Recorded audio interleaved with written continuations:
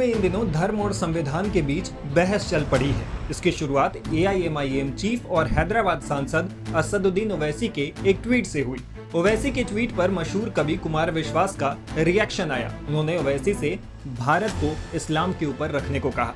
कुमार ने खुद को सनातनी बताते हुए कहा कि ओवैसी को ये ऐलान करना चाहिए कि अगर इस्लाम और भारत में एक को चुनने का मौका होगा तो मैं इस्लाम को छोड़कर भारत चुनूंगा।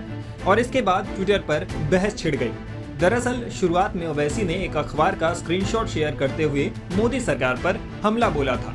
उन्होंने लिखा, दशकों में ऐसा पहली बार है जब इंटेलिजेंस ब्यूरो के शीर्ष नेतृत्व में कोई भी मुस्लिम ऑफिसर नहीं होगा।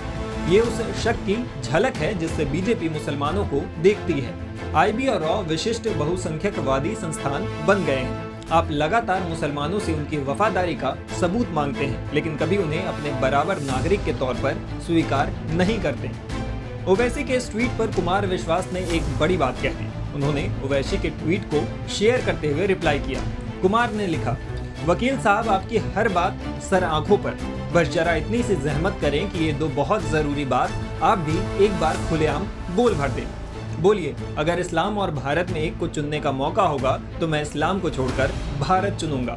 अगर कुरान शरीफ और संविधान में एक को चुनने का मौका होगा तो मैं संविधान को चुनूंगा। इसके साथ ही उन्होंने लिखा कि आपके वीडियो बयान के सदियों से इंतजार में एक भारतीय सनातनी। कुमार विश्वास के इस ट्वीट पर बहस छिड़ गई। एक पक्ष कुमार के साथ और ओवैसी के खिलाफ खड़ा दिखा तो दूसरा उन पर सवाल भी उठाता दिखा। बाद में ओवैसी ने इसे लेकर एक दूसरा ट्वीट भी कर दिया। उन्होंने कुमार विश्वास का नाम लिए बिना लिखा, भारत के जासूसी और इंटेलिजेंस एजेंसियों में मुस्लिम अफसरों की कमी वाले मेरे ट्वीट पर लोगों ने बहुत सारे सवाल उठाए।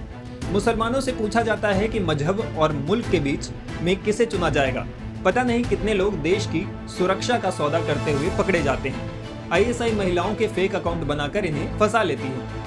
धर्म की बात तो दूर, क्या कोई इन्हें पूछेगा कि अपने हवस और देश के बीच किसे चुनते हैं। ओवैसी के इस ट्वीट के बाद कुमार विश्वास का एक और ट्वीट आया। उन्होंने भी बिना ओवैसी का नाम लिए इस मुद्दे पर आगे अपनी बात रखी। उन्होंने लिखा, जब तक हर धर्म मजहब के लोग देश और मजहब में से अपनी प्राथमिकता में पहले देश तय नहीं करेंगे, तब तक राजनीति धर्म का दुरुपयोग करके समाज का शोषण करती रहेगी।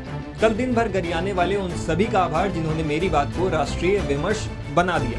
नीचे पूछे गए दो मासूम से सवालों का जवाब देने के अतिरिक्त उन्होंने हर तरह की गाली दी, पर मूल प्रश्न को टाल गए। जबकि देश और अपनी धार्मिक मान्यताओं से पहले रखने का संकल्प भर ही राष्ट्रीय एकता का जयघोष हो सकता था। पूछो कैसे, तो सुनो ऐसे। इसके साथ ही कुमार ने एक वीडियो भी शेयर किया। इसमें उन्होंने धर्म और संविधान की बहस पर बात रखी थी।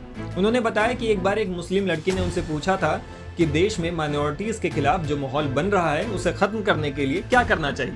तो कुमार ने कहा कि ये सभी के अपने अपने हाथ में है। उन्होंने कहा, मैं हिंदू हूँ और सनातनी हूँ, पर ईश्वर ना करे इसी क्षण मेरे सामने चुनाव आए कि मुझे गीता और संविधान में किसे चुनना है, तो 1 सेकंड के 100वें हिस्से को व्यर्थ किए बिना संविधान को चुन लूंगा।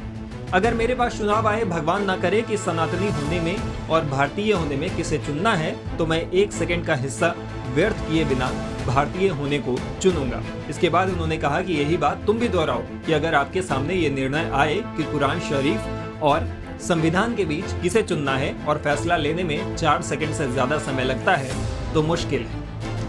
बता दें कि असदुद्दीन ओवैसी लगातार मोदी सरकार और भाजपा पर देश का माहौल बिगाड़ने का आरोप लगाते रहे और मुसलमानों के साथ भेदभाव होने का दावा करते रहते हैं। दूसरी तरफ कुमार विश्वास सोशल मीडिया और अपने प्रोग्राम्स के जरिए इस बात को उठाते रहते हैं, जिसका जिक्र उन्होंने ओवैसी को ट्वीट में भी किया था।